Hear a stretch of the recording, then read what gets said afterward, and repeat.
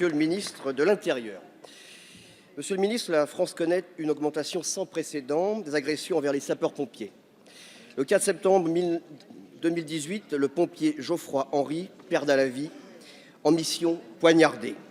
Pas une semaine ne se passe sans qu'un pompier ne soit agressé.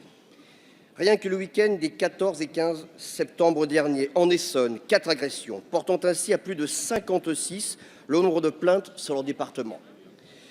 Dans cet hémicycle, mes chers collègues, notre indignation est unanime face à ces actes dont ces femmes et ces hommes de devoir sont les victimes. Nous les assurons, je suis persuadé, notre entier soutien et sommes à l'unisson pour dénoncer ces actes inadmissibles contre les dépositaires du service public et accompagner ces héros du quotidien frappés dans l'exercice de leur mission. À Étang, dans ma commune, des voyous qui avaient agressé il y a quelques semaines 2 sapeurs-pompiers ont été rapidement interpellés par la police et l'un d'entre eux a été condamné très lourdement. Je salue et je suis persuadé que nous saluons ces décisions. Monsieur le ministre, vous avez engagé une réflexion, des travaux contre cette gangrène de la République. Mais le soutien moral ne suffit plus. Les travaux de réflexion ne suffisent plus. Les mesurettes non plus. Il faut des actes forts. Les sapeurs-pompiers n'ont plus le feu sacré. Et ce ne sont pas les annonces que vous avez faites lors de leur congrès national qui vont les rassurer. Monsieur le ministre, vous convenez que notre système de secours et d'urgence est à bout de souffle et nécessite une profonde réforme. Mais c'est à l'État d'assurer la sécurité de serviteurs, car les soldats du feu n'en peuvent plus. Monsieur le ministre, vous n'avez pas répondu non plus au mouvement de grève qui perdure depuis le mois de juin dernier.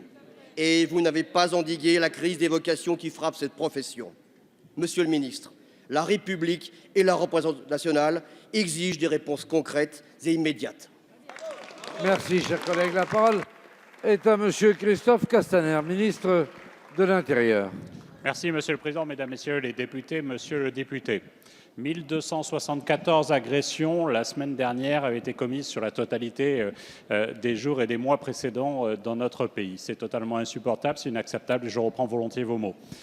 Je vous précise toutefois, et c'est les propos du président de la Fédération nationale des sapeurs-pompiers volontaires prononcés samedi à Vannes, qu'il ne s'agit pas forcément d'une augmentation ou d'une aggravation, mais il s'agit surtout d'une volonté extrêmement ferme que nous portons et que les pompiers portent de faire en sorte qu'aucune de ces agressions, quelle qu'en soit la forme, ne soit considérée comme peu importante et ne fasse pas l'objet d'un dépôt de plainte.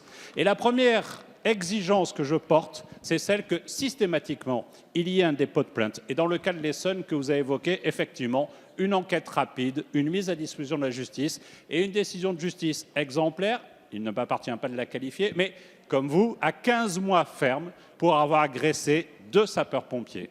Je précise que ces sapeurs-pompiers intervenaient pour une fuite d'eau et qu'ils sont intervenus, ils ont fait leur engagement, ils ont porté leur engagement, ils se sont retrouvés menacés. Et à travers cet exemple de la fuite d'eau, c'est effectivement tout le sens de l'intervention des sapeurs-pompiers qui mérite d'être interrogé.